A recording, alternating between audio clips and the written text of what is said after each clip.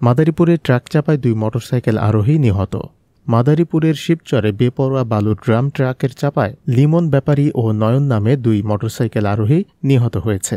শনিবার রাত 11:30টার দিকে উপজেলার পূর্ব সন্ন্যাসীচর এলাকায় প্রস্তাবিত সেনাবাহিনীর তেলের পাম্পের কাছে এ দুর্ঘটনাটি ঘটে। নিহত লিমন ব্যাপারী দ্বিতীয় খণ্ড ইউনিয়নের ঠ্যাঙ্গামারা গ্রামের নূর মোহাম্মদ ব্যাপারীর ছেলে ও নিহত নয়ন মাধবচর ইউনিয়নের বাখরের কান্দি এলাকার রুস্তম হাওলাদারের ছেলে। তারা দুজনই দওপাড়া ইউনিয়নের সূর্যনগর বাজারে মোটরসাইকেল গ্যারেজে কাজ করতেন। স্থানীয় সূত্রে জানা যায়, শনিবার রাতে গ্যারেজ বন্ধ করে মোটরসাইকেল নিয়ে বাড়ি ফিরছিল লিমন ও নয়ন।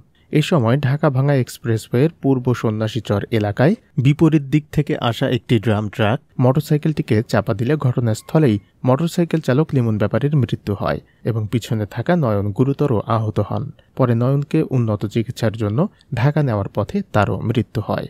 শিবচর হাইওয়ে থানার অফিসার ইনচার্জ ওসি জহিরুল ইসলাম জানান, সড়ক দুর্ঘটনায় ঘটনাস্থলেই একজনের মৃত্যু হয়েছে ও আরেকজন ঢাকা নেওয়ার পথে মারা গিয়েছে।